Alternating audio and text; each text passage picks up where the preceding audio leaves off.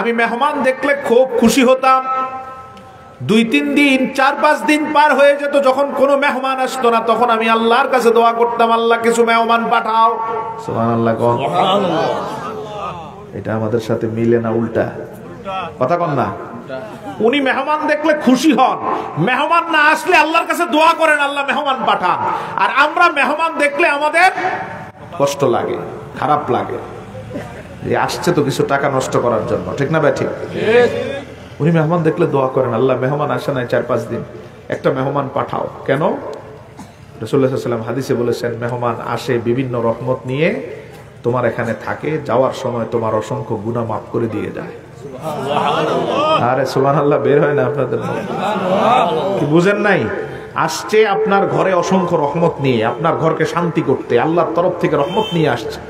এই রহমতগুলো আপনার ঘরে আসছে। এই যে 2-4 বেলা মেহমানদারি করালেন, একদিন মেহমানদারি করালেন, থাকতে দিলেন, যাওয়ার সময় আপনার অসংখ্য গুনাহ মাফ করাই দিয়ে চলে গেছে।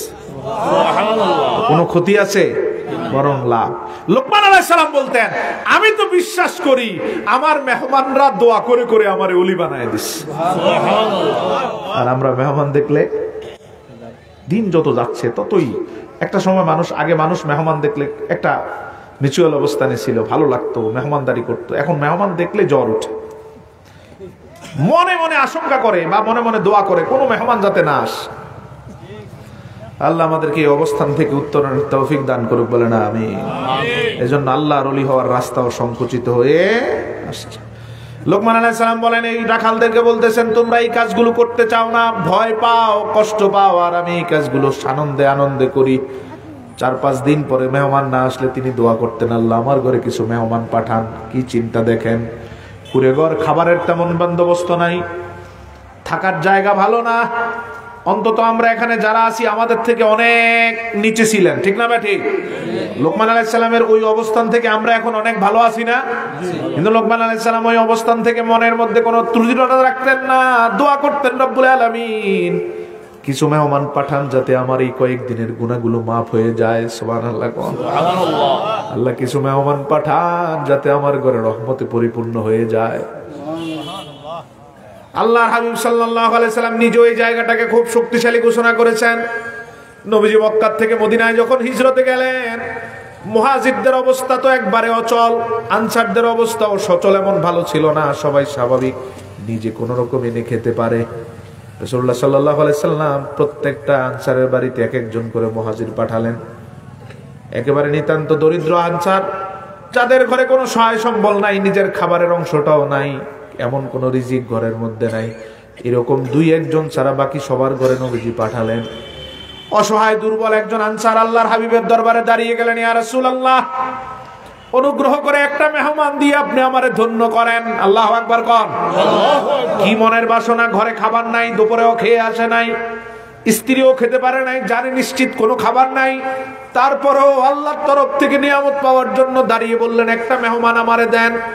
নবীজি ওই সাহাবীর আবেগটারে সম্মান করে একজন মেহমান দিলেন। মেহমানকে নিয়ে সাহাবী পথ চলতে লাগলেন আর চিন্তা করতে লাগলেন, কি খাওয়াবো বাসায় গিয়ে, নিজেও তো খেতে পারি নাই, নিশ্চিত রাতের খাবারের ব্যবস্থাও নাই।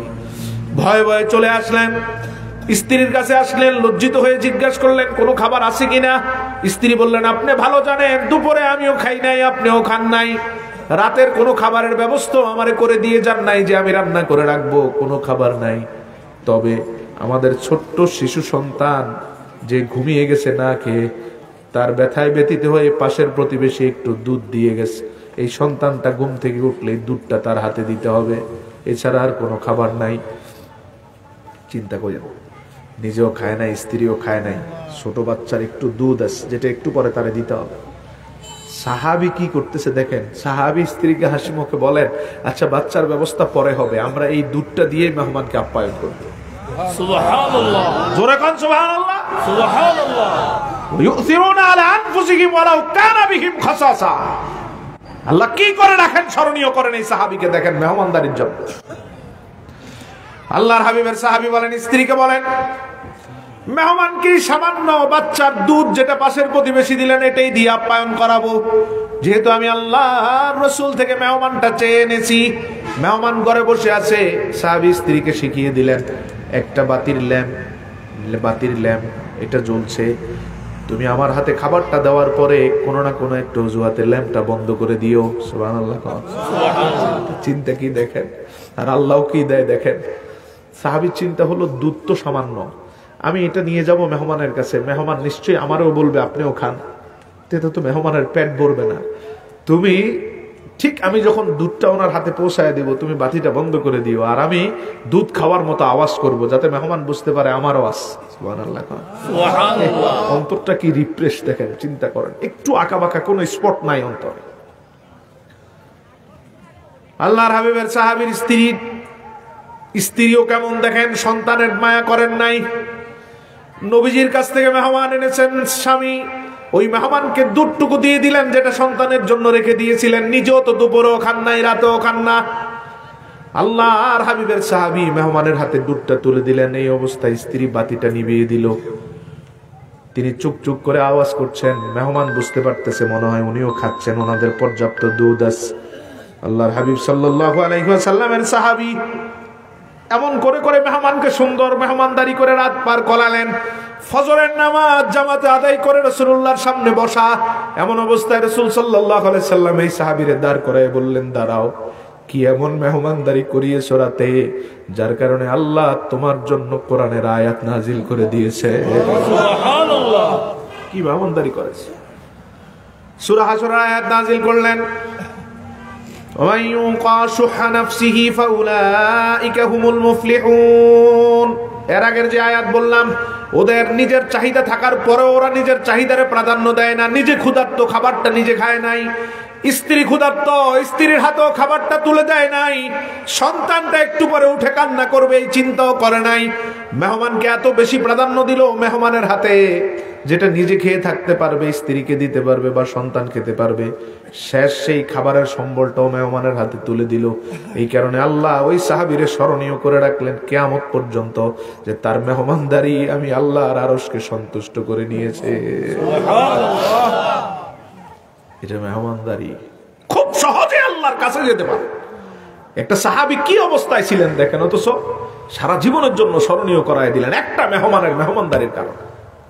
লোকমান আলাইহিস সালামের জন্য বলেন, আমি তো মনে করি মেহমানরা দোয়া করে করে আমারে আল্লাহর ওলি বানায় দিয়েছে, এজন্য মেহমান না আসলে দোয়া করতেন আল্লাহ কিছু মেহমান পাঠান, আমি যেই গুনাহগুলো করে ফেললাম আমার গুনাহগুলো যাতে মাফ হয়ে যায়, কারণ মেহমান আসবে যাওয়ার সময় গুনাহ মাফ করায় দিয়ে যায়।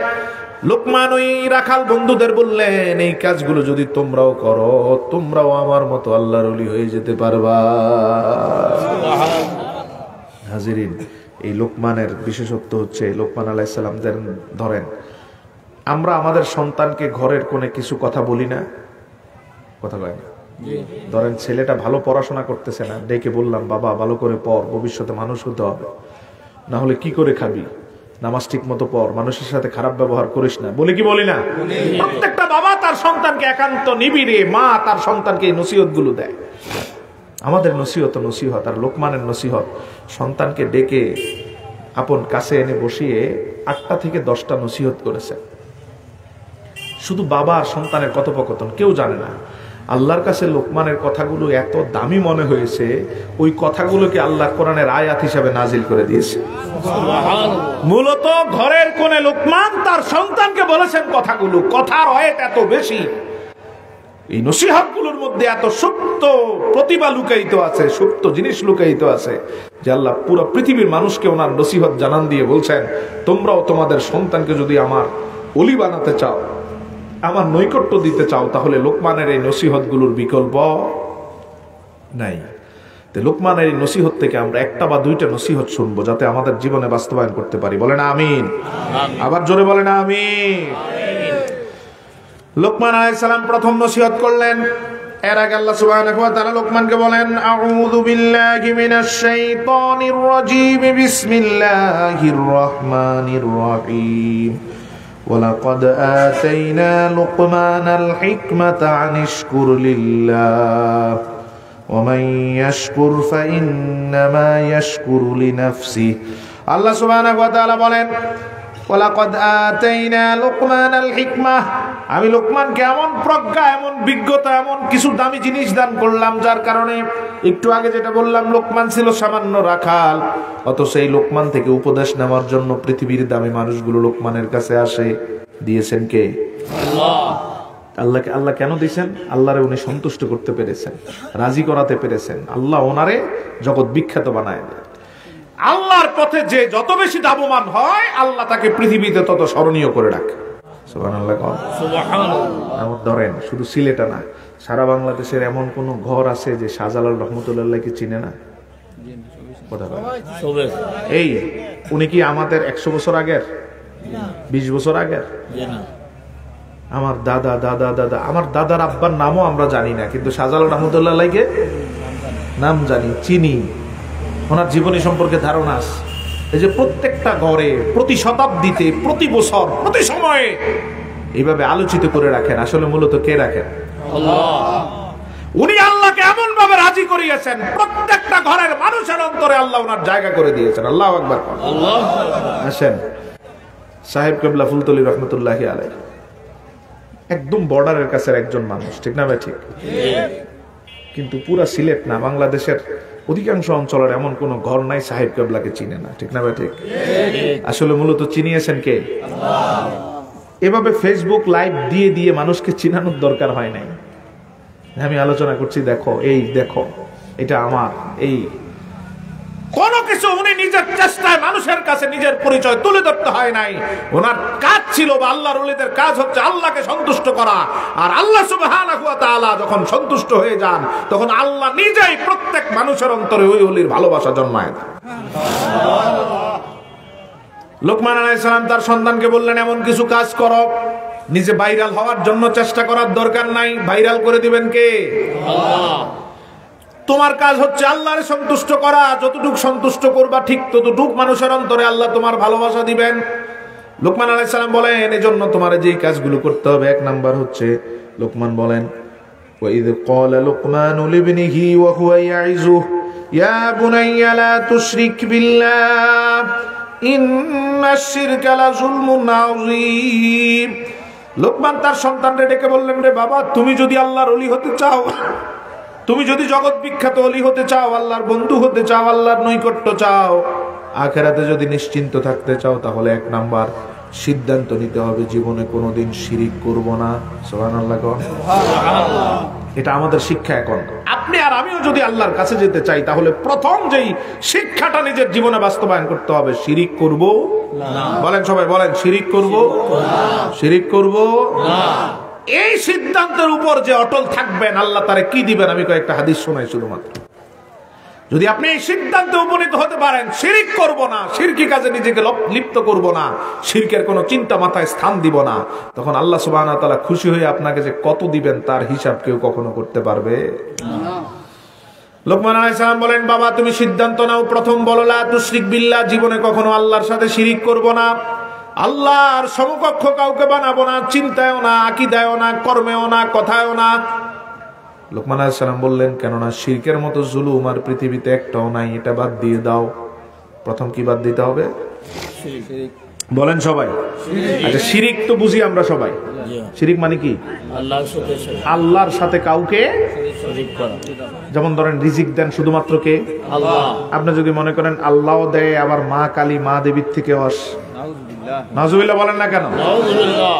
আপনি হয়তো বলেন না, কিন্তু আমাদের মাথা বিক্রি করে যারা খায়, বিভিন্ন রাজনৈতিক দলের নেতা, মহাসচিব, প্রধান, ওদের আকীদা কি জানেন? বিভিন্ন সময় দুর্গা পূজায় আসলে দেখবেন বিভিন্ন নেতা পূজা মণ্ডপে যায়, গিয়ে বলে আসছি মা কালীর কাছে একটু শান্তি চাইতে। শোনেন নাই? শোনেন নাই? ইউটিউবে খুলে দেখেন, আজকে রাতে মিলায় দেখেন, বিভিন্ন দলের মহাসচিব, এই দলের ওই দলের, আওয়ামী লীগের, বিএনপির, অমুকের তমুকের, প্রত্যেকটা নেতাকে প্র্যাকটিক্যালি আপনি জাস্টিফাই করে দেখবেন, বিভিন্ন সময় বিভিন্ন পূজায় গিয়ে হাজির হয়। শুধু এরাই যায় না, ইসলাম বিক্রি করে যারা খায় তারাও যায়, ঠিক না? ঠিক। ইসলামী দল নাম দিয়ে কর্মীদেরকে দাঁড় করিয়ে রাখে মূর্তি পাহারা দেওয়ার জন্য। নাউজুবিল্লাহ বলবেন না? এর থেকে মরে যাওয়া ভালো। হ্যাঁ, হিন্দুর ঘর পাহারা দেন, আপনি দিতে পারেন, ও আপনার প্রতিবেশী। হিন্দুর ব্যবসা প্রতিষ্ঠান পাহারা দিবেন, ঠিক আছে। হিন্দুর ঘরে কেউ আক্রমণ করবে, সে আমার পাশের বাড়ির, কেন আক্রমণ করবে? আমি তার ঘর পাহারা দিতেই পারি। কিন্তু যেই মূর্তি দিয়ে আল্লাহকে অপমান করে, সেই মূর্তি মুসলমান পাহারা দিবে, এইরকম মুসলমান হওয়ার থেকে মরে যাওয়া ভালো, ঠিক না বেটি? সামান্য দুইটা ভোটের জন্য, দুই চারটা মানুষের সন্তুষ্টির জন্য ইমানটা বিক্রি করে দিলা। শিরিক করা যাবে না। মাজারে সেজদা দেওয়া যেমন হারাম, পীরের পায়ে সেজদা দেওয়া যেমন হারাম, মূর্তির সামনে দাঁড়িয়ে মূর্তিকে পাহারা দেওয়া ঠিক সেই রকম হারাম। এটা যেই করুক তার সাথে আমাদের কোনো সম্পর্ক নাই। স্পষ্ট কথা, শিরিক করা যাবে না। দাড়ি রেখে শিরিক করলে কি হালাল হয়ে যাবে না? নামের আগে ইসলাম লিখে শিরিক করলে হালাল হয়ে যাবে না? অতএব আওয়ামী লীগের শিরক শিরক, বিএনপির শিরক শিরক, ইসলামী দল নাম দিয়ে করা শিরক শিরক। কোন শিরক হালাল কখনো হয় না। ইয়া বুনাইয়া লা তুশরিক বিল্লাহ, রে আমার সন্তান, প্রথম সিদ্ধান্ত নিতে হবে আল্লাহর সন্তুষ্টির জন্য শিরিক করা যাবে না। মাজারে সেজদা দেওয়া যাবে না, আস্তে কইতেছেন। পীরের পায়ে সেজদা দেওয়ার লোক আছে না নাই আমাদের দেশে? এই রকম ভণ্ড অসংখ্য দরবার আছে, অভাব নাই। ঢোল তবলা বাজায়, আল্লাহ হেফাজত করো, বলে না আমি।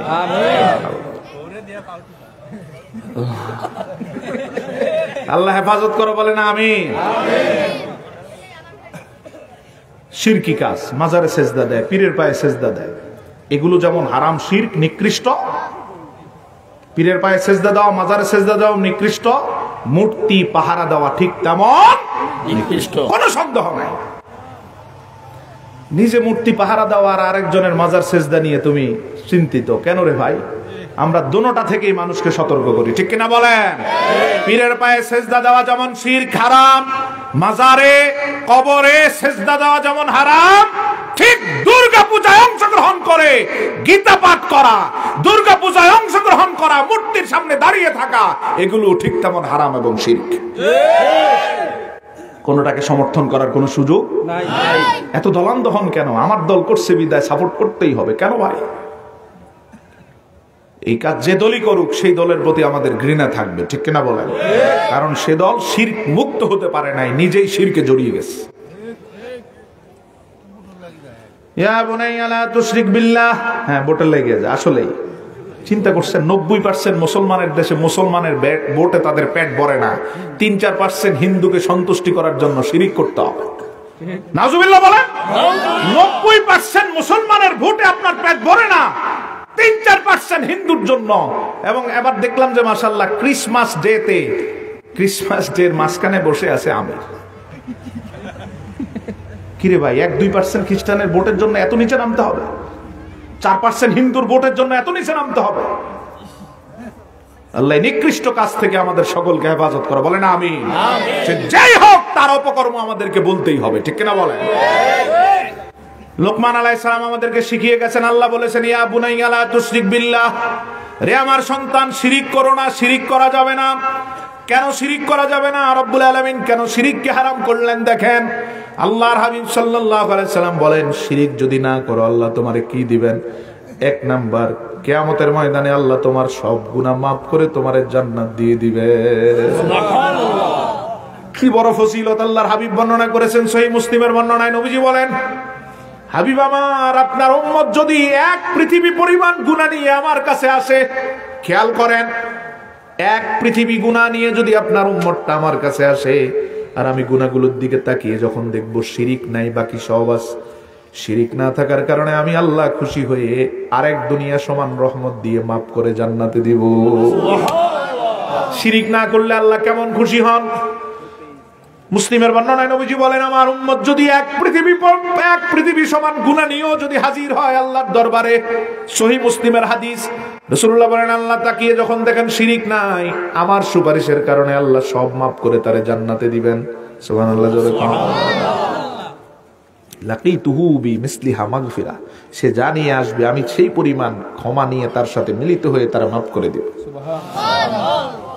শিরিক না করলে আল্লাহ কি খুশি হন দেখেন। এবার 2 নাম্বার দেখেন, আল্লাহর হাবিব সাল্লাল্লাহু আলাইহি সাল্লাম বলেন, যদি শিরিক না করে আল্লাহর রহমত এমন ভাবে তার উপর পতিত হয়, রব্বুল আলামিন তারে এমন ভাবে হেফাজত করেন, আল্লাহর আযাব তো তার উপর আসবেই না, বরং পৃথিবীর কোনো মানুষও তার কোনো ক্ষতি করতে পারবে না।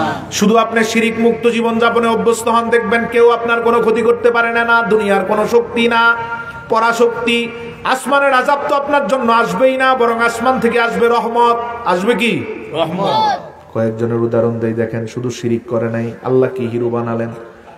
ইব্রাহিম আলাইহিস সালাম, সব মানুষ শিরিক করে, ওনারে বলছিল শিরিক করো, ইব্রাহিম বলছেন ওমা আনা মিনাল মুশরিকিন, আমি মুশরিক হব না, আমি শিরিক করব না। ইব্রাহিম আলাইহিস সালাম মূর্তি পাহারা দিছে না ভাঙছে? কথা কয় না, না পাহারা দিছে। সাম্প্রদায়িক সম্প্রীতির দেশ গঠন করছে মূর্তি পাহারা দিয়ে। পাহারা দিছে না ভাঙছে? অতএব ইব্রাহিমের সন্তান কখনো কোনো মূর্তি পাহারা দিতে পারে না, ঠিক না? বা ঠিক?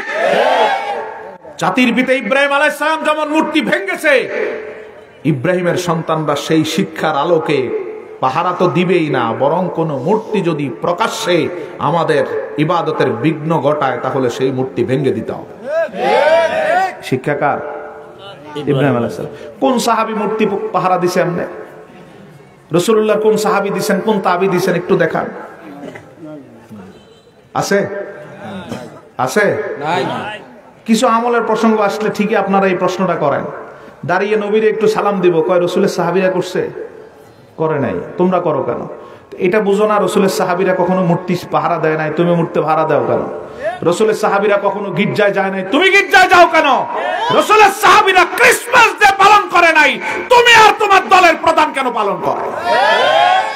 আল্লাহ হেফাজত করুক, বলে না আমিন।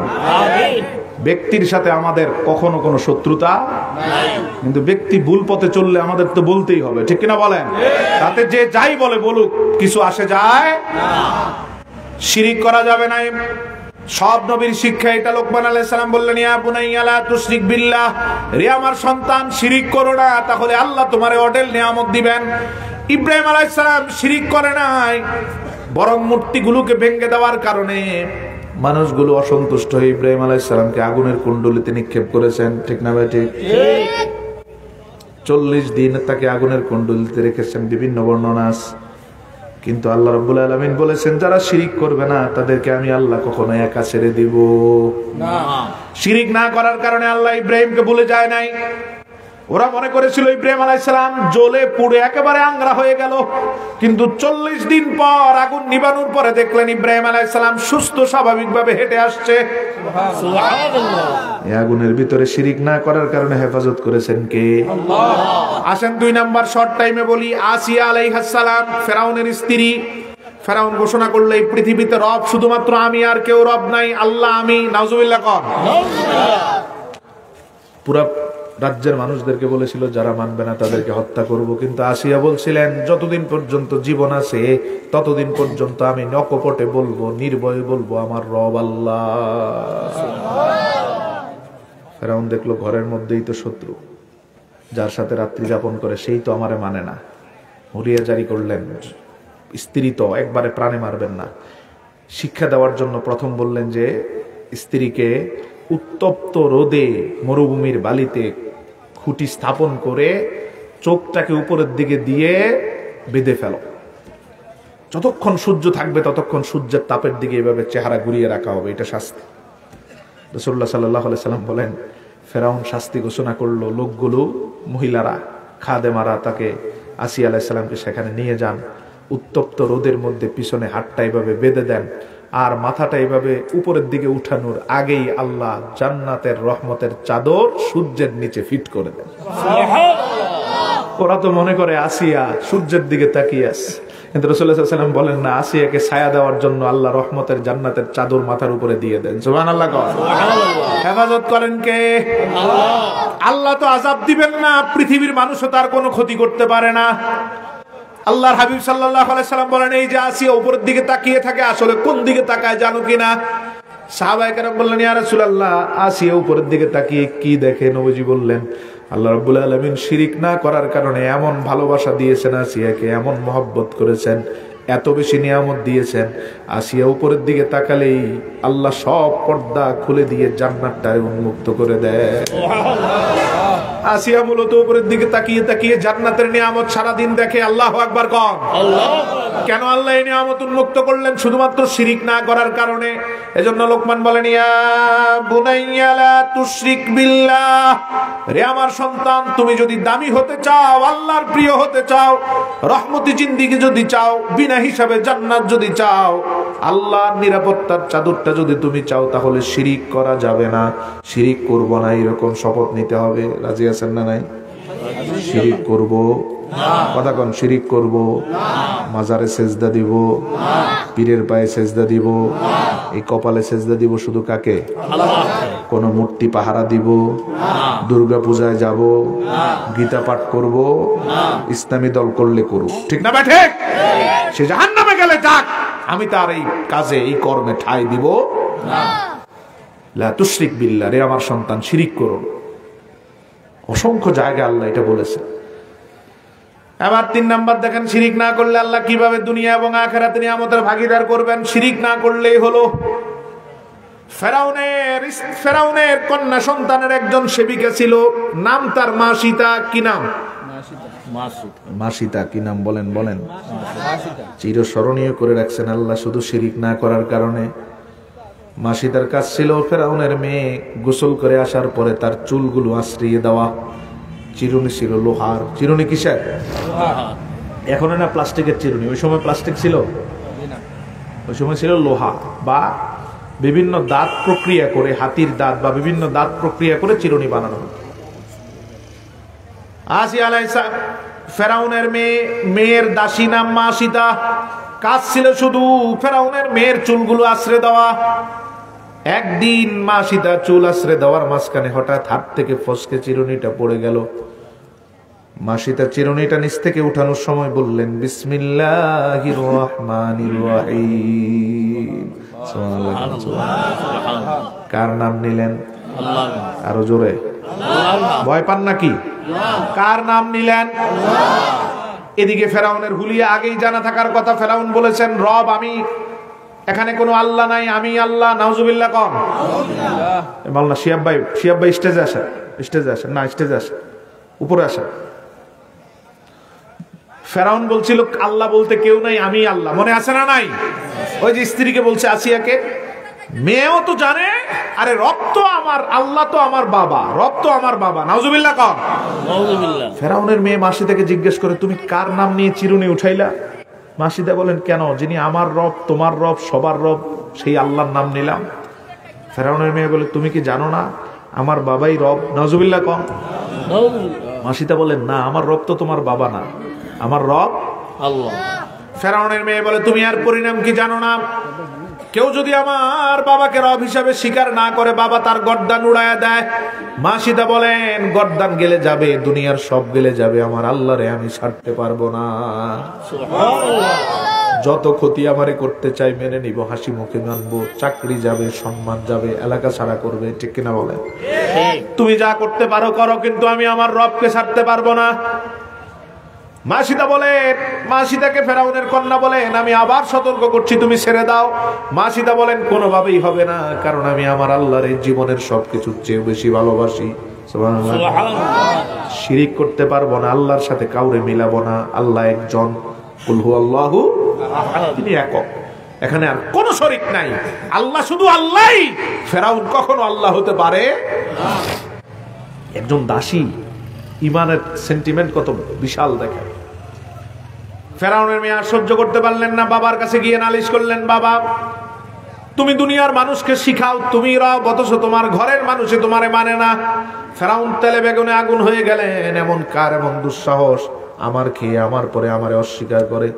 মাসিদা ফেরাউনের মেয়ে বললেন, এই যে আমার মাথার চুল আশ্রে দেওয়া দাসী মাসিদা, সেই তো তোমারে মানে না। ফেরাউন মাসিদারে ডাকলেন আর বললেন, যা ভুল করেছো করে ফেলেছো, এখন আমারে মেনে নাও, আমি সব ভুলে যাব। মাসিদা বললেন, আমার সব শেষ হয়ে যেতে পারে, আমি আমার আল্লাহর পথ কখনো ছাড়তে পারবো না। ফেরাউন বললেন, আমারে কি তুমি মানো না? মাসিদা বললেন, না, আমার রব তো শুধু একজন, ওনার সাথে কাউর শিরিক করা যায় না, কাউকে মিলানো যায় না, এজন্য আমি তোমার এই রব হিসাবে মানি না, তুমি আমাদের দেশের প্রধান এই হিসাবে মানি। আল্লাহু আকবার কর। আল্লাহু আকবার। এই কথা আমি আর আপনি বলতে পারবো? হ্যাঁ, কয় না, হ্যাঁ বলতে হবে, বলেন বলতে হবে। মাসিদা বললেন আমি মানি না। ফেরাউন এবার মাসিদাকে কষ্ট দেওয়ার জন্য আদেশ দিলেন। মাসিদার 4টা সন্তান সহ মাসিদা রাজপ্রাসাদে থাকে। ফেরাউন বললেন 4টা সন্তানকে আমার সামনে হাজির করো। হাজির করা হলো।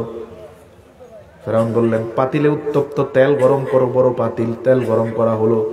মাসিদাকে জিজ্ঞেস করলেন তুমি তোমার পথ ছেড়ে দিবে কিনা, আল্লাহকে ছেড়ে আমারে মানবা কিনা? মাসিদা বললেন না। ফেরাউন প্রথম সন্তানটাকে ধরে তার প্রহরীদের মধ্যে উত্তপ্ত তেলের মধ্যে চোখের সামনে ফেলে দিলেন। জ্বলে আংরা হয়ে গেল। মাসিদা একটু নড়লেন না, কথাও বললেন না, কান্নাও করলেন না, আল্লাহর জন্য বিসর্জন দিয়ে দিলেন। আমরা তো সামান্য চাকরির জন্য কম্প্রোমাইজ করি, ঠিক না ঠিক? 1000-2000 টাকার জন্য কম্প্রোমাইজ করি, ইমান বিক্রি করি। মাসিদা বললে মাসিদার প্রথম সন্তানটা বিদায় হয়ে গেল। এবার 2 নাম্বার সন্তানটারে ধরে ভয় দেখালেন, এখনো সময় আছে, ঠিক হয়ে যাও। মাসিদা বললেন দুনিয়ার সব ছেড়ে দিতে পারবো কিন্তু আল্লাহরে ছাড়তে পারবো না। দ্বিতীয় সন্তানটারও আগুনের উত্তপ্ত পাতিলের মধ্যে ফেলে দেওয়া হলো মায়ের চোখের সামনে। কলিজা ফেটে যাওয়ার কথা, কিন্তু মাসিদা স্থির হয়ে দাঁড়িয়ে রইলেন। 3 নাম্বার সন্তানটাকে নেওয়ার আগেই প্রশ্ন করলো ঠিক হবা কিনা, আমারে মানবা কিনা? মাসিদা বললেন আমার রব শুধুমাত্র আল্লাহ, আল্লাহ ছাড়া আমি আর কাউরে মানি না। 3 নাম্বার সন্তানটারও দিয়ে দিলেন পাতিলে মায়ের চোখের সামনে। 3টা সন্তান আগুনে জ্বলছে দেওয়া হলো। 4 নাম্বার সন্তান বয়স মাত্র 2 থেকে 2.5 মাস। 4টা সন্তানকে যখন নিয়ে আসলো, 4র্থ সন্তান তারে মাসিদা কোলে নিয়ে দাঁড়িয়ে রইলেন। পাষাণ্ড একেবারে দুনিয়ার সবচেয়ে কুখ্যাত সেই ফেরাউনের বাহিনী টান দিয়ে মায়ের কোল থেকে শিশু সন্তানটারে নিয়ে গেলেন। 2 থেকে 2.5 মাস মাত্র বয়স। 3টা সন্তান চোখের সামনে চলে গেল। মাসিকা কান্না করেন নাই। এই ছোট্ট সন্তানটারে যখন নিচ্ছিলেন, উহ করে একটা শব্দ বের হয়ে গেল, চোখ দিয়ে পানি পড়া শুরু হলো।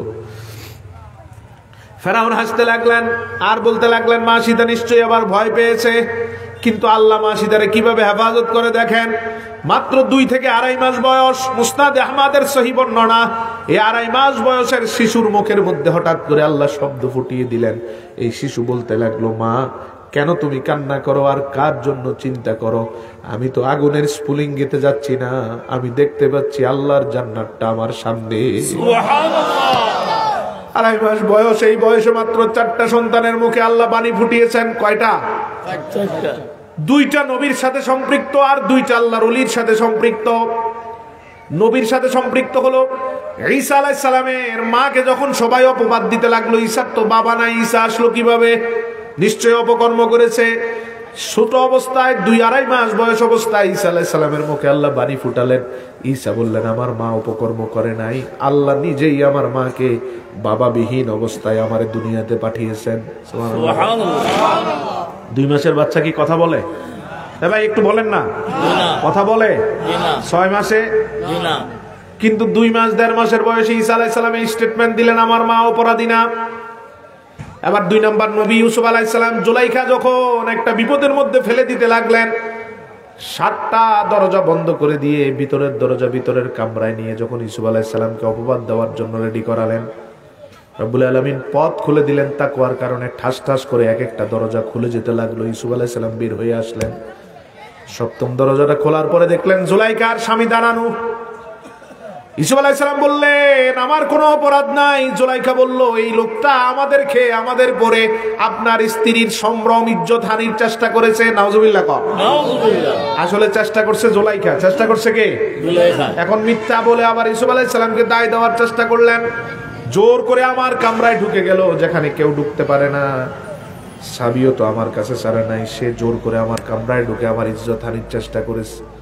ইউসুফ আলাইহিস সালাম বললেন আমার কাছে কোনো সাক্ষী নেই, তবে আমি এটা নির্ভয়ে বলতে পারি এই মহিলা মিথ্যা কথার দ্বারা আপনাকে প্রতারিত করতে যাচ্ছে। ইউসুফ আলাইহিস সালামকে আজিজে মিশর বললেন তাহলে আর সাক্ষী হাজির করো। ইউসুফ আলাইহিস সালাম কিছুক্ষণ চুপ থাকলেন, চোখটা বন্ধ করলেন। এমন সময় রব্বুল আলামিন ঠিক 2 থেকে 2.5 মাস বয়সের জুলাইখার খালাতো বোনের একটা মেয়ের মুখের মধ্যে বাণী ফোটায়া দিলেন। আল্লাহ আবার কোরআনে বললেন জামা যদি পিছন দিক থেকে ছিঁড়া হয় তাহলে জুলাইখা দায়ী, আর জামা যদি সামনের দিক থেকে ছিঁড়া হয় তাহলে ইউসুফ দায়ী। দেখা গেল জামাটা পিছনের দিক থেকে ছিঁড়া। সুবহানাল্লাহ। হেফাজত করার জন্য আল্লাহ ঈসা আলাইহিস সালামের মাকে যেমন নিবৃত করলেন 2 মাসের বাচ্চার কথা দিয়ে, ইউসুফ আলাইহিস সালামকেও মুক্তি দিলেন 2 মাস বাচ্চার কথা দিয়ে। আরেকটা সন্তান, মা সীতার সন্তান, নবী না, মা সীতার সন্তান, মা সীতা যখন কান্না করলো মা সীতারে সান্ত্বনা দিলেন, আসলে আমরা আগুনে যাচ্ছি না, আমরা যাচ্ছি আল্লাহর জান্নাতে। চিন্তা করবেন না, আমাদের জন্য চিন্তা নাই। মা সীতা হাসি দিয়ে দিলেন, হাসি দিয়ে বললেন, আমার আর কোনো চাওয়া নাই, আর আক্ষেপ নাই, একটাই চাওয়া, আমারও তো একটু পরে পাতিলে দেওয়া হবে। আমাদের মা এবং 4 সন্তান এবং আমি মা, এই 5 জনের হাড় হাড্ডিগুলো তুমি একটা কবরে দাফন করে দিও। মা সীতা দুনিয়ার থেকে সুন্দরভাবে বিদায় নিলেন। এবার দেখেন আখিরাতে আল্লাহ কিভাবে কত বড় নিয়ামতের অধিকারী করেন শুধু শিরিক না করার কারণে। মা সীতাকে কখনো কোনোভাবে শিরিক করাতে পারে নাই, কাজটা একটাই, শিরিক করাতে চাইছে, পারে নাই। রাসূলুল্লাহ সাল্লাল্লাহু আলাইহি সাল্লাম মেরাজ রাতে যখন প্রথম জান্নাতের দরজার কাছে গেলেন, দরজার 2 পাশে 2টা লেখা দেখতে পেলেন।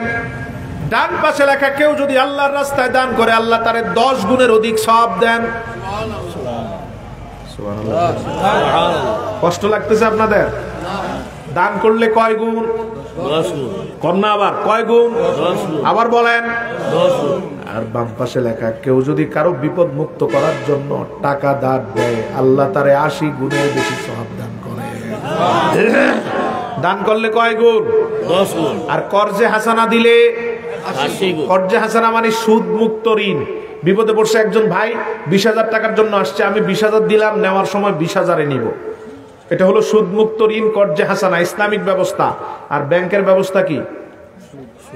বিপদে পড়ে 20,000 টাকা আনছেন, দিতে কত হাজার দেওয়া লাগে?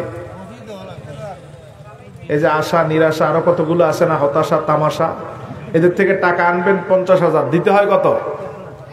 65,000। মিয়া জানেন না? হ্যাঁ, ঠিক, জানতে হবে তো। ওদের কাছে জিজ্ঞেস করেন যে ভাই 1 লাখ টাকা দিলে কত নেয়?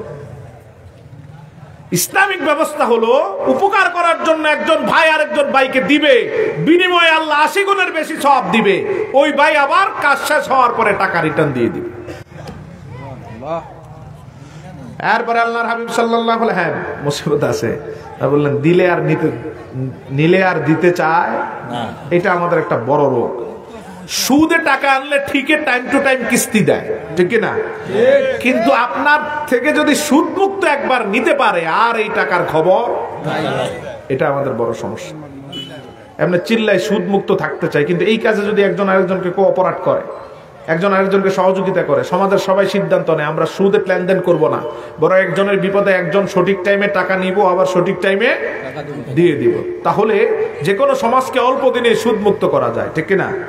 কিন্তু সমস্যা তো হলো সুদ মুক্ত ঋণ নিলে এটা দিতেই চায় না, সম্পর্কই রাখে না। রাসূলুল্লাহ সাল্লাল্লাহু আলাইহি ওয়াসাল্লাম জান্নাতের গেটটা এরপরে খোলা হলো, নবীজি ঢুকলেন, ঢুকার পরেই একটা সুঘ্রাণ নবীজির নাকে চলে আসে। সুবহানাল্লাহ, সুবহানাল্লাহ। রাহমাতুল লিল আলামিন, যেন তেন ব্যক্তি নয়, যিনি নিজেই মুআত্তারা, যার পুরো শরীরটাকে আল্লাহ রহমতি আতর দিয়ে আচ্ছাদন করেছেন। সুবহানাল্লাহ, সুবহানাল্লাহ। যেই রাসূলুল্লাহ কোন রাস্তা দিয়ে হেঁটে গেলে ওই রাস্তায় 3 দিন আতরের ঘ্রাণ পাওয়া যেত। সুবহানাল্লাহ, এটা আসতে বললেন সুবহানাল্লাহ। আল্লাহর হাবিব কোন ব্যক্তির হাত ধরে মুসাফা করলে ওই ব্যক্তির হাতে 3 দিন সুঘ্রাণ থাকতো। কারো সাথে কোলাকুলি করলে 3 দিন ওই ব্যক্তির শরীর থেকে সুঘ্রাণ বের হতো। রাসূলুল্লাহর শরীর থেকে যেই গাম বের হতো, ওই গামগুলো সাহাবীরা সংরক্ষণ করতেন 2টা উদ্দেশ্যে। আম্মাজান উম্মে সালামা থেকে হাদিস, আম্মাজান বলেন, আমরা 1 নাম্বার আতর হিসেবে নবীজির গাম ব্যবহার করতাম, আর আমাদের কারো রোগ হলে নবীজির গাম দিয়ে সুস্থতা করার চেষ্টা করতাম। সুবহানাল্লাহ। যে রাসূলের সাথে সম্পৃক্ত সব সুগন্ধময়, তিনি জান্নাতের দরজা দিয়ে ঢোকার পরেই এমন সুঘ্রাণ পেলেন, দাঁড়িয়ে গেলেন, দাঁড়িয়ে জিজ্ঞেস করলেন, এত সুন্দর সুঘ্রাণ তো আগে কখনো দেখি নাই, শুনি নাই, এইরকম সুঘ্রাণ তো আর পাই নাই, এটা কিসের ঘ্রাণ? ফেরেশতারা বলল, হাবিব, এটা কোনো আতরের ঘ্রাণ না, এটা হচ্ছে মা সীতা এবং তার সন্তানদের শরীরের ঘ্রাণ। যেই জান্নাতে ঢুকবে, যেই জান্নাতে ঢুকবে, প্রথমে আল্লাহ তাদের শরীরের ঘ্রাণটাকে শোনাবে। কেন এই নিয়ামত দিলেন? শুধু শিরিক না করার কারণে। তিনি বলেছেন আমারে জ্বালিয়ে দাও, পুড়িয়ে দাও, মেরে ফেলতে পারো, সন্তানগুলারে আমার চোখের সামনে হত্যা করো, তাতে আমার কিছু যায় আসে না। আমি দুনিয়ার সব ছেড়ে দিতে পারবো, কিন্তু আমার আল্লাহরে ছাড়তে পারবো। সব ছেড়ে দিব, আল্লাহর সাথে শিরিক করব না। এইরকম মনোভাব যদি আপনার জীবনে আপনি বাস্তবায়ন করতে পারেন, কেউ আপনার কোনো ক্ষতি করতে পারবে সেই আল্লাহ এখনো আছে না নাই? কথা কোন জোরে? শুধুমাত্র মাসিদার মতো মনটারে লাগান। জীবনে কখনো কোন রকমের শিরিক করব না, কোন পীরের পায়ে সেজদা দিব না, মাজারে সেজদা দিব না, কোন মন্দির গির্জা পাহারা দিব না, কোন মন্দিরে গিয়ে গীতা পাঠ করব না। আপনারে বিজয়ী করার জন্য রহমত দিবেন কে? চারটা ভোটের জন্য ইমানটারে হারায়েন না, ভোটের ব্যবস্থা করে দিবেন কে? ঠিক থাকো, অবিচল জায়গায় থাকো, আল্লাহর ওলিদের সাথে বেয়াদবি বন্ধ করো, যা চাও তা দিয়ে দিবেন কে? আল্লাহ। লোকমান আলাইহিস সালাম প্রথম বললেন, ইয়া বুনাইয়া লা তুশরিক বিল্লাহ, রে আমার সন্তান, তুমি আল্লাহর ওলি হতে হলে অবশ্যই তোমার শিরিক বন্ধ করতে হবে। কি বন্ধ করতে হবে? শিরিক। এবার 2 নাম্বার লোকমান বলেন, 1 নাম্বার মনে রাখবেন, কখনো শিরিক করব না। লোকমান আলাইহিস সালাম এবার 2 নাম্বার বলেন, ওয়াসাইনাল ইনসানা বিওয়ালিদাইহি হামালাতহু উম্মুহু ওয়াহনান আলা ওয়াহনিন ওয়া ফিসালুহু ফি আমাইন। লোকমান আলাইহিস সালাম বলেন, আল্লাহর সাথে শিরিকের পরেই তোমারে আল্লাহর ওলি হতে হলে মনোযোগী হতে হবে মা বাবার প্রতি। কার প্রতি? মা বাবা ছাড়া আল্লাহর ওলি হওয়া যায় না। লোকমান আলাইহিস সালাম বলেন, ওলি হওয়ার জন্য 2 নাম্বার, ওয়াসাইনাল ইনসানা বিওয়ালিদাইহি হামালাতহু উম্মুহু ওয়াহনান আলা ওয়াহনিন। লোকমান বলেন, রে আমার সন্তান, তুমি যদি আল্লাহর কাছে দামি হতে চাও, অবশ্যই মা বাবার পায়ের খেদমত করে দামি হতে হবে। সুবহানাল্লাহ। মা বাবাকে ছাড়া ওলি হওয়া যায়? সবাই কম। ওলি হওয়া যায়? কিছুই হওয়া যায় না। ওলি তো দূরের কথা, দেখেন সবকিছু আল্লাহ মা বাবার পায়ের নিচে রেখে দিয়েছেন, শুধু জান্নাত নয়। 1 নাম্বার, আপনি যে ইবাদত গুলো কষ্ট করে করে করেন, এগুলো কবুল হবে কি হবে না আল্লাহ সিদ্ধান্ত নেন মা বাবার দিকে তাকায়। মা বাবার সাথে আপনার সম্পর্ক ভালো তো আপনার সব ইবাদত কবুল। মা বাবার মনে কষ্ট দিয়ে যতই তাহাজ্জুদ পড়েন, 1 রাকাত নামাজও আল্লাহর দরবারে কবুল হয় না। মুস্তাদ আহমদের বর্ণনা, নবীজি বলেন, যেই সন্তান মা বাবার কলিজায় আঘাত দিয়ে নামাজ পড়ে, আমার রব তার নামাজ এবং সেজদাগুলো কবুল করে না। সুবহানাল্লাহ। সুবহানাল্লাহ। আল্লাহর ওলি হওয়া সম্ভব না। লোকমান বলেন, তুমি ওলি হতে হলে 1 নাম্বার শিরিক ছাড়তে হবে, 2 নাম্বার মা বাবার খেদমত করানোর মতো করতে হবে। কেন মা বাবা লাগবে? কারণ ইবাদত কবুল করার জন্য অবশ্যই মা বাবার দরকার। এবার 2 নাম্বার, আপনার মাথার উপরে যত মুসিবত আছে, এই মুসিবত দূর করতে হলে অবশ্যই লাগবে মা বাবা। কে লাগবে? মুসিবত আছে না নাই? আছে। এ ভাই বলেন না সবাই জোরে। আছে। কার কার মুসিবত নাই? হাত তোলেন। মাশাআল্লাহ, মনোযোগ আছে। বলেও তো অনেক সময় হাত উঠায় নাই কেউ। আলহামদুলিল্লাহ কম। আমাদের সবার মুসিবত আছে না নাই? এখন দূর করবেন কেমনে? আমি শুরুতে বলছি, ইলমের মজলিসে বসলে মুসিবত দূর হয়, আর টোটাল মুসিবত দূর হয় মা বাবার সাথে ভালো সম্পর্ক রাখলে। সুবহানাল্লাহ, জোরে করুন।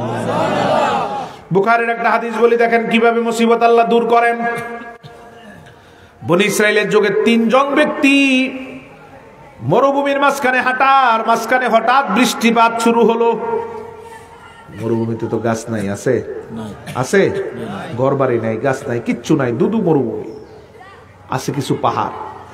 বৃষ্টি শুরু হওয়ার পরে বৃষ্টি থেকে বাঁচার জন্য ওই 3 জন ছোট্ট একটা পাহাড়ের ভিতর গিয়ে ঢুকছে, পাহাড়ের গর্তের ভিতরে। বৃষ্টি মুষলধারে শুরু হলো। বেশি বৃষ্টিপাত হওয়ার কারণে পাহাড়ের উপর থেকে বড় একটা পাথর যেই মুখ দিয়ে ঢুকছে, ওই গুহার মুখে পাথর পড়ে গেছে। এখন আর ভিতর থেকে বের হতে পারে না।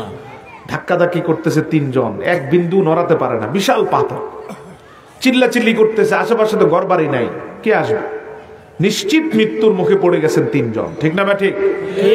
বিশাল এক পাথরের মাধ্যমে মৃত্যুর মুখে পড়ে গেলেন 3 জন। বুখারীর বর্ণনা।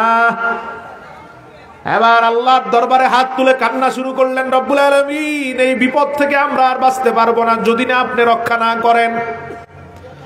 চোখের পানিগুলো ছেড়ে দিয়ে একজন আল্লাহর দরবারে বলতে লাগলেন, রব্বুল আলামিন, আমি নিতান্ত দরিদ্র মানুষ, দিন এনে দিন খাই, সারাদিন পরিশ্রম করে যা রোজগার করি রাতের বেলায় সেটাই আহার করতে হয়। কোনোদিন যদি কিছু জুটাতে না পারি বকরির দুধ দহন করে রাতটা দুধ খেয়ে কাটিয়ে দেই। একদম দরিদ্র অসহায়। আল্লাহর দরবারে চোখের পানিগুলো ছেড়ে দিয়ে কান্না করেন আর বলেন, রব্বুল আলামিন, এই দরিদ্রতার জীবনে একটা কাজ কখনো আমি ভুল করি নাই, তা হচ্ছে আমার মায়ের সেবা। সুবহানাল্লাহ। রব্বুল আলামিন, আমি যতই খাবার রোজগার করি সব খাবারের প্যাকেট নিয়ে চলে যাই মায়ের কাছে। যেই দিন কোনো খাবার থাকে না দুধ দহন করে দুধের পাত্রটা গরম করে পুরা পাত্র নিয়ে যাই মায়ের কাছে। মাকে বলি, আগে তুমি খাও, তারপরে যা থাকবে আমি আমার স্ত্রী সন্তানকে ভাগ করে খাওয়াবো। সুবহানাল্লাহ। দুধের পেয়ালা নিয়ে যান কার কাছে? আর আপেলের প্যাকেট, কমলার প্যাকেট নিয়ে আমরা যাই কার কাছে? এই কথা কন, বলেন না। ওই লোক ফল বা খাবার নিয়ে যেত কার কাছে? মা খাওয়ার পরে যা থাকবে আর বাকিরা সব। আর আমরা আমাদের প্যাকেট লুকিয়ে নেই কার কাছে? মা যাতে না দেখে। আরে কুলাঙ্গার সন্তান, চিন্তা করে এমন গোপন করে নেয় মা যাতে না দেখে। আছে না নাই? বরং এদের সংখ্যাই বেশি, ঠিক কিনা? আরে কি করতেছে তার জীবনটা রেখে দেখেন। তিনি বলেন, আল্লাহ, আমি নিয়ে দিয়ে মাকে বলি, মা তুমি খাওয়ার পরে যা থাকবে তারপর আমি আর আমার স্ত্রী সন্তান খাবো, এর আগে খাবো না। কি পরম ভালোবাসা মায়ের জন্য সন্তানের। বিপদে পড়ে আল্লাহরে বলতেছে, আল্লাহ, একদিন এক কাজে চলে গেছি, ঘরেও খাবার নাই, দুধও দহন করতে পারে না আমার ছাড়া কেউ। রাত 9টা 10টা বা মধ্যরাতের আগে আমি বাসায় এসে দেখি খাবার নাই। দ্রুত দুধ দহন করলাম, প্রক্রিয়া করলাম, জাল দিলাম, এগুলোকে গরম করে পেয়ালাটা নিয়ে মায়ের কাছে গিয়ে দেখি মা ঘুমিয়ে গেছে। আমার তো চিন্তা ভাবনা এবং আমার সিদ্ধান্ত, আমার মা না খেলে কাউকে খেতে দেই, আগে মা খাবে তারপর অন্যরা। মা তো ঘুমিয়ে গেছে। পেয়ালা নিয়ে মায়ের পায়ের কাছে দাঁড়িয়ে আছি। যখনই মা জাগ্রত হবে তখন মা খাবে, তারপর অন্যদের দিব। আল্লাহরে বলতেছেন, আল্লাহ, ওই রাতটা আমার জন্য এত কঠিন রাত ছিল। বাচ্চারা, ছোট ছোট বাচ্চারা আমার পায়ের কাছে এসে দুধ দুধ বলে চিৎকার করেছে, দেই নাই, কারণ আমার মা খায় নাই। মধ্যরাতের পর মা যখন জাগ্রত হলো, মা দেখলো পাগল ছেলেটা তো কাউকে দেয় নাই, আমি না খেলে তো কাউকে খেতে দেয় না। টান দিয়ে এক চুমুক দিয়ে বলল, বাবা সবাইকে দাও। আল্লাহ, তারপর আমি সবাইকে দিয়েছি। আমার মায়ের সাথে আমার এই মধুর সম্পর্কটা যদি আপনার দরবারে কবুল হয়, বিপদ দূর করে দাও। এই কথা বলতে দেরি, পাথর দূরে যেতে দেরি হয় না। আরো আস্তে কোন সুবহানাল্লাহ। এখন বলেন, বিপদ আছে না গেছে? আছে, আছে না গেছে? গেছে, গেছে। বিপদ আছে না গেছে? এর নাম মা বাবা। কোনো বিপদ মাথার উপরে থাকবে না যদি সম্পর্ক ভালো হয়। আর যদি মায়ের মনে কষ্ট দাও, মাকে আলাদা রেখে বউ নিয়ে শহরে বাসা বাঁধো, আছে না নাই? মা কি খায় খবর নাই, অথচ সন্তান আইসি জীবন যাপন। আজকে অমুক রেস্টুরেন্টে খায়, মোবাইলে দেয়, অমুক রেস্টুরেন্টে পরিবার নিয়ে আসলাম, আছে না? মা গ্রামে কি খায় খবর নাই, সে এক রেস্টুরেন্ট থেকে আরেক রেস্টুরেন্টে ঘুরে ঘুরে খায়। আল্লাহ এই সমস্ত কুসন্তান থেকে হেফাজত করুক, বলে না আমিন। লোকমান আলাইহিস সালাম বলেন, বাবা, যদি তুমি আল্লাহর ওলি হতে হয় তাহলে মা বাবার পায়ের মাধ্যমেই হতে হবে। আব্দুল কাদের জিলানী রহমতুল্লাহি আলাইহি, নাম শুনছেন না সবাই? আব্দুল কাদের জিলানী রহমতুল্লাহি আলাইহি জগৎ বিখ্যাত ওলি। ওনারে বারবার প্রশ্ন করা হতো, কিভাবে আপনি আল্লাহর ওলি হলেন বলেন। তিনি সব সময় বলতেন, আমি বিশ্বাস করি আমার মায়ের দোয়ার কারণে আল্লাহ আমারে ওলি বানাইছে। মা মা মা। লোকমান আলাইহিস সালাম বলেন, ওয়াসাইনাল ইনসানা বিওয়ালিদাইহি। লোকমান বলেন, আমার সন্তান, তুমি যদি ওলি হতে চাও, বিপদ মুক্ত জীবন চাও, ইবাদতগুলো যদি কবুল করাতে হয়, মা বাবাকে লাগবেই। শুধুমাত্র বিপদ মুক্ত জীবন নয়, কলেমা নিয়ে যদি তুমি কবরে যেতে চাও তাহলে মা বাবার বিকল্প। আপনার সম্পর্ক মা বাবার সাথে যেমন, মৃত্যুর সময় সেটা দেখা দিবে। মা বাবার সাথে সম্পর্ক ভালো না হলে কলেমা নিয়ে কবরে যেতে পারবেন না। কলমা নিয়ে কবরে যেতে চাই কি চাই না?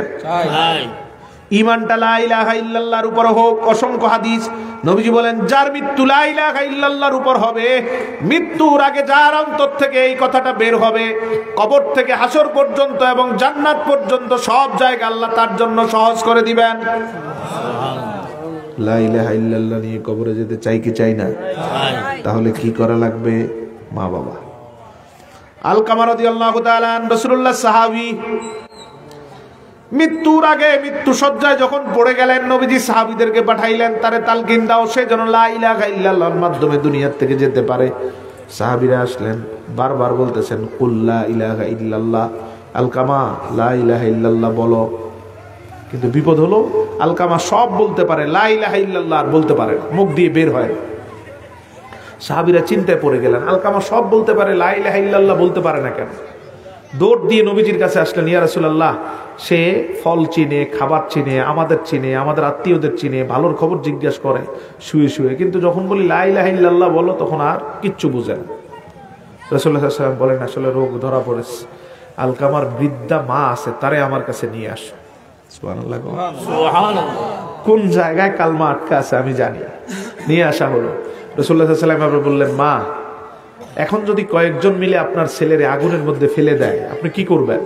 মা বলেন, ইয়া রাসূলুল্লাহ, প্রয়োজনে নিজে আগুনে ঝাঁপ দিব, তবুও সন্তানটারে বাঁচায় দিব। সুবহানাল্লাহ, জোরে কও সুবহানাল্লাহ। বিপদের মধ্যে বিপদে পড়েন, দেখবেন আশেপাশে কেউ নাই, ঠিক না ভাই? ঠিক। একটা সময় হয়তো সব সেরে যাবে, বন্ধু বান্ধব সেরে যাবে, স্ত্রীও চলে যেতে পারে, যাবে, আমি এই কথা বলছি না, চলে যেতে পারে, কিন্তু মা কখনো আপনারে ছেড়ে যাবে না, কখনো ছেড়ে যাবে না। যত বড় বিপদেই পড়েন দেখবেন সবচেয়ে আপনজন পাবেন, বিপদ যত বেশি মারে পাবেন তত কাছে, ঠিক না ভাই? ঠিক। একবার বিপদে পড়ে দেখেন, হয়তো এখন অর্থ আছে, অর্থ যত বাড়বে বউর মুখে হাসি তত ফুটবে, কিন্তু অর্থের বেড়াকলে পড়েন দেখবেন কে কত আপন। আলকামা রাদিয়াল্লাহু তাআলার মা বলেন, ইয়া রাসূলুল্লাহ, আগুনে ঝাঁপ দিব তবু আমার সন্তানটারে আমি বাঁচায় দিব। নবীজি বলেন, তাহলে জাহান্নামে চলে যাচ্ছে আপনার সন্তানটা, কেন আপনি তারে মাফ করে দেন না? আলকামার মা বলেন, ইয়া রাসূলুল্লাহ, আমি বুঝতে পারি নাই আমার কারণে আমার সন্তান জাহান্নামে যাবে। আল্লাহরে সাক্ষী রেখে, আপনারে সাক্ষী রেখে বলছি, আমার মনে আলকামা যা কষ্ট দিয়েছে আমি তারে মাফ করে দিলাম। রাসূল বললেন, সাহাবী এবার দৌড় দিয়ে গিয়ে দেখো আলকামা বলতে পারে কিনা। আল্লাহর হাবিবের সাহাবীরা দৌড় দিলেন, আর দরজার কাছে গিয়ে আলকামার কাছেও যেতে হয় নাই, আঙ্গিনায় পাড়া দেওয়ার পরেই দেখলেন আলকামা বলতেছে, লা ইলাহা ইল্লাল্লাহু মুহাম্মাদুর রাসূলুল্লাহ। আলকামা রাদিয়াল্লাহু তাআলা আবার সুন্দরভাবে কালিমা বলতে পারছে। নবীজি মারে জিজ্ঞাসা করলেন, কি এমন অপরাধের কারণে আপনার সন্তানরা এতক্ষণ মাফ করেন নাই? আলকামার মা বলেন, ইয়া রাসূলুল্লাহ, আলকামার স্ত্রী সন্তান আর আমি একসাথে বসবাস করতাম, মাঝে মাঝে আলকামার স্ত্রীর সাথে আমার বিভিন্ন কথার মনোমালিন্যতার সৃষ্টি হতো, ঝগড়া হতো, হয় কি হয় না? বউ শাশুড়ি হয়তো বরং বেশি হয়, ঠিক কিনা? তো মাঝে মাঝে মনোমালিন্য হলে সন্ধ্যাবেলায় আলকামা যখন মাঠ থেকে কাজ করে আসতো, স্ত্রী তো হচ্ছে ভনিতা বেশি জানে, কি জানে, কষ্ট বেশি পাইতেছেন নাকি? আপনাদের স্ত্রীদের বিরুদ্ধে কথা যাইতেছে। স্ত্রীরা দেখবেন এরা যোগ যত সামনে আসছে দেখবেন এরা তত স্মার্ট নাটক করতে পারে, মুহূর্তে কেঁদে ফেলে, ভেলকি ভেলকি দেখবেন হুট করে এমন ভান ধরছে মনে হয় অনেক কিছু হয়ে গেছে, আসলে কিচ্ছু হয়নি, সে কান্না। তো তার তো, সে তো নাটক জানে, আমি তো নাটক জানি না। সে মাঠ থেকে আলকামা আসলে সে কান্নাকাটি করে এমন ভাব ধরে সব দোষ আমার, তার কোনো দোষ নাই। ছেলেটাও, ইয়া রাসূলুল্লাহ, ছেলেটাও মাঝে মাঝে তার স্ত্রীর ভেলকিতে পড়ে যায়, ছেলেও মনে করে আসলে আমি দোষী, তার স্ত্রীর কোনো দোষ নাই। এখনকার এই সংখ্যা বেশি। এখনকার ছেলেরা মনে করে স্ত্রীর দোষ হতেই পারে না, সব দোষ মায়ের, ঠিক না ঠিক? যে মা যুগের চাহিদা বুঝে না, মা আগের যুগের মানুষ, বউদের সাথে মিলে চলতে পারে না, এগুলো প্রত্যেকটাই শয়তানের শয়তানি কথা, ঠিক না ঠিক? আলকামার মা বলেন, ইয়া রাসূলুল্লাহ, স্ত্রীর মন ভোলানো কথায় আমার সন্তানের মনটা গলে যায় আর আমারে দোষ দিতে থাকে, আমি কষ্টে বুকে পাথর জমা দেই। যেই সন্তানরে এত কষ্ট করে লালন পালন করলাম, যেই সন্তানের ব্যথায় আমি আমার কলিজা দিয়ে অনুভব করতাম, যেই সন্তানরে কেউ আঘাত দিলে আঘাতটা আমার কলিজায় লাগতো, ঠিক কিনা? কোন মা তার সন্তানরে নিয়ে বসে আছে, আপনি গিয়ে সন্তানরে থাপ্পড় দিলেন, আসলে ব্যথাটা বেশি লাগবে কার? এত আপন সন্তান, অথচ এখন আমারে অবলীলায় দোষ দেয়, আমার দোষটাই বেশি দেখে। এই কষ্টটা আর সহ্য করতে পারতাম না, মনের মধ্যে পাথর চাপা দিয়ে রাখতাম, এছাড়া আর কোনো কষ্ট নাই। নবীজি বলেন, এই কষ্টের কারণেই তো আলকামা মৃত্যুর সময় কালেমা পড়তে পারতেছিল না। চিন্তা করে দেখেন আমি আর আপনি কত কষ্ট মারে দিছি, ঠিক না ঠিক? কথা কয় না? সব ভেদাভেদ গুলো মাথার থেকে ফেলে দেন আমার ভাইয়েরা, যারাই মাইকের আওয়াজ শুনতেছেন। সব লজ্জাগুলো মাথার থেকে ফেলে দেন। যাদের মা জীবিত আছে, একান্ত একদম গোপনে মায়ের পাটা ধরে ক্ষমা চান, জীবনে যা করলাম সব মাফ করে দাও। এইরকম পাটা ধরতে পারলে দেখবেন মায়ের মন এত সহজ, ধরতে দেরি, মা মাফ করতে দেরি হবে না, ঠিক না ঠিক? দেখবেন ধরলেই মাফ করে দেবে। মাপ চেয়ে নেন, অনেক রহমতের দরজা আপনার জন্য খোলা হয়ে যাবে। সবচেয়ে বড় রহমত লোকমান আলাইহিস সালাম যেটা বললেন, আল্লাহর ওলি হতে হলে মায়ের দোয়ার বিকল্প। মায়ের দোয়া তোমার জীবনে যত বেশি থাকবে, তোমার বিপদ তত মুক্ত থাকবে, মুসিবত দূর হয়ে যাবে, মৃত্যুর সময় কালেমা নসিব হবে, ইবাদত কবুল হবে। আল্লাহু আকবার কোন। এবং রাসূল সাল্লাল্লাহু আলাইহি ওয়াসাল্লাম বললেন, আল জান্নাতু তাহতা আকদামিল উম্মাহাত, মায়ের পায়ের নিচেই তো জান্নাত। শুধু পায়ের নিচে নয়, নবীজি একদিন সাহাবীদের বলেন, রে আমার সাহাবীরা, ফজরের নামাজের পরে বলেন, রে আমার সাহাবীরা, গত রাতে আমি জান্নাতে গেলাম, জান্নাতে গিয়ে দেখি মধুর কণ্ঠে একজন কোরআনুল কারীমের তেলাওয়াত করতেছে। সুবহানাল্লাহ কোন। মধুর কণ্ঠে একজন কোরআনুল কারীমের তেলাওয়াত করতেছে, খুব সুমধুর কণ্ঠে তেলাওয়াত করতেছে। আমি তাকালাম, এটা কে? যার তেলাওয়াতে পুরো জান্নাতের মানুষ তাক লেগে আছে। আমি তাকানোর পরে দেখি আর কেউ না, আমার সাহাবী নুমান ইবনে বশির। সুবহানাল্লাহ কোন। কিরকম সিচুয়েশনটা কি চিন্তা করেন। নবীজি যখন বলতেছেন আমি তাকায় দেখি আমার সাহাবী নুমান ইবনে বশির তখন নবীর সামনে বসা, এখনো মরেও নাই, অথচ গত রাতে দেখে আসলেন জান্নাতে এত মধুর কণ্ঠে তেলাওয়াত করে পুরো জান্নাতের মানুষ পাগল পাড়া। আল্লাহু আকবার কোন। চোখের পানিগুলো ছেড়ে দিলেন, নুমান সাহাবীরা তাকিয়ে আছেন। ইয়া রাসূলুল্লাহ, এত বড় নিয়ামত, মরার আগেই জান্নাতে কোরআনুল কারীমের তেলাওয়াত দেখে আসলেন আপনি। এরকম চিত্র নবীজি আগেও দেখছেন।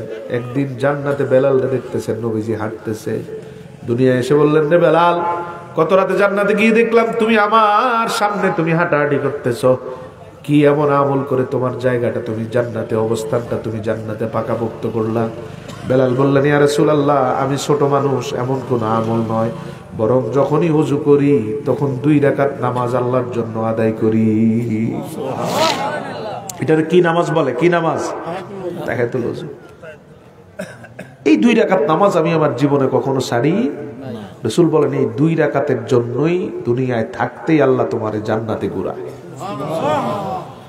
আল্লাহর হাবিব যখন বলেন, গত রাতে আমি দেখলাম সুমধুর কণ্ঠে কোরআনের তেলাওয়াত, গিয়ে দেখলাম আর কেউ নয়, সে আমার সাহাবী নুমান বিন বশির। নুমান তখন সবার সামনে বসা।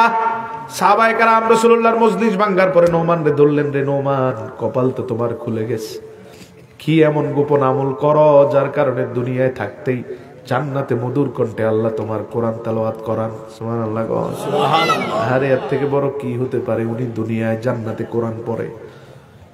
নুমান বলেন, আমি তো মনে করি আর অন্য কিছু নয়, আমি আমার মায়ের দোয়া এত বেশি নিতে পেরেছি যার কারণে আমার মা দোয়া করে আমারে জান্নাতে পৌঁছায় দিছে।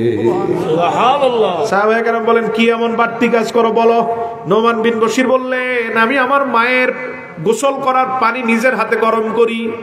জীবনে কোনোদিন করছেন? কথা কয় না। করলে কোন করছি, নাইলে কোন না। কোনোদিন করছেন? এই সবাই কন, যুবকরা কও, কোনোদিন মায়ের পানি গরম করে দিছ? গোসলের পানি? নুমান বিন বশির কি কয় দেখেন, ওনার ব্রেনটাকে উনি কিভাবে খাটালেন। উনি বললেন যে মা তো করতে পারে পানি গরম, আমি করি, কারণ আমি করে দিলে মায়ের কলিজার একটু বেশি দোয়া পাবো। হ্যাঁ, গোসল যখন শেষ হলো, মা তার চুল কি করে, চুল শুকায় না, তাওয়ালে দিয়ে, গামছা দিয়ে, যে যেভাবে পারে। তো মা যখন এটা চেষ্টা করে, তখন আমি পিছনে দিয়ে তোয়ালে ধরে মায়ের চুলের পানি মুছতে শুরু করি। এটা মা পারে, তারপরও আমি করি। কেন? আমি চাই মায়ের কলিজার দোয়াটা নিয়ে আমার অবস্থানটা উপরে উঠাতে। নুমান বিন বশির বলেন, এরপর মা খায়, মাঝে মাঝে আমি লোকমা দিয়ে খাওয়াই। মা বলে, আমার তো হাত আছে এখনো, আমি তো খেতে পারি। নুমান বলেন, আমার একটু বেশি দোয়া নিতে দাও না। সুবহানাল্লাহ সুবহানাল্লাহ। এরপর মা শুয়ে যায়, আমি শুই না। মা শুয়ে যায়, যতক্ষণ মার ঘুম না আসে ততক্ষণ আমি বাতাস করি। আল্লাহু আকবার। কাজগুলো একদম সহজ, ঠিক না বে ঠিক? কিন্তু আমরা আমাদের ব্রেন দিয়ে এটা চিন্তা করিনি এইভাবে। নোমান বিন বশির যেভাবে চিন্তা করছেন, মা যতক্ষণ না ঘুমায় ততক্ষণ বাতাস করলে মায়ের কলিজার দোয়া বেশি পাওয়া যাবে। সুবহানাল্লাহ। মা পানি শুকাতে পারে, আমি শুকায় দিলে দোয়া বেশি পাওয়া যাবে। মা পানি গরম করতে পারে, আমি গরম করে দিলে মা বেশি দোয়া করবে। এইরকম বেশি নিতে নিতে এমন অবস্থা হয়েছে, দুনিয়ায় থাকতেই নোমান জান্নাতে কোরআন তেলাওয়াত করে। মায়ের পায়ের নিচে জান্নাত আছে না নাই? প্র্যাকটিক্যাল নবীজি দেখাই দিলেন নোমান রে, দেখো আমার নোমান দুনিয়ায় থাকতে জান্নাতে তেলাওয়াত করে, তাও যেন তেন তেলাওয়াত নয়, এত গভীর মধুর কণ্ঠের তেলাওয়াত, যার তেলাওয়াতের আওয়াজে পুরো জান্নাতের মানুষ মাতোয়ারা থাকে। সুবহানাল্লাহ। নারায়ে তাকবীর, নারায়ে তাকবীর, নারায়ে রিসালাত। ইয়া রাসূলুল্লাহ। আমার কলিজার ভাই, যারা আমি মন থেকে মহব্বত করি, যিনি ইখলাস লালন করেন, মুখলেস হযরত মাওলানা মুফতি আবুল ফজল হবিগঞ্জি সাহেব, আল্লাহ ওনার দিন দুনিয়ার ইজ্জতকে বুলন্দ করে দিক, বলেন আমিন। আমিন। দুনিয়া আখিরাতের সকল কাজকে আল্লাহ সহজ করে দিক, বলেন আমিন। আমিন। ভাই আসছে, আমার আলোচনা একেবারে শেষ। 1 তারিখ 1 জানুয়ারি করিমপুর ঈদগাহ সংলগ্ন মাঠ, কাছাকাছি করিমপুর মাহফিল। হযরত মাওলানা মুফতি ওসমান গনি সালি হুজুর আসবেন, মারজান ভাই আসবেন, আমিও থাকবো ইনশাআল্লাহ, আরো অনেকেই থাকবেন। যদি সম্ভব হয়ে যাবেন, আল্লাহ সুবহানাহু ওয়া তাআলা আমাদেরকে নেকের কাজে সহযোগিতার তৌফিক দান করুক, বলেন আমিন। আমিন। লোকমান আলাইহিস সালামের পবিত্র পথে আল্লাহ আমাদেরকে ওলি বানায় দিক, বলেন আমিন। আমিন। আমরা কখনো হারাম খাবো না। ওলি যদি হতে চান হারাম খাবো না। মুখে যা আসে তা বলবো না। চোখে যা দেখা যায় সব দেখবো না। আল্লাহ কবুল করুক, বলেন আমিন। এই চোখটারে কন্ট্রোল করলে অনেক পথ সহজ হয়। এরপর আমাদের প্রতিবেশীকে কষ্ট দিব না। আর আমাদের মেহমানকে দেখলে আমরা খুশি হব নাকি কষ্ট পাবো?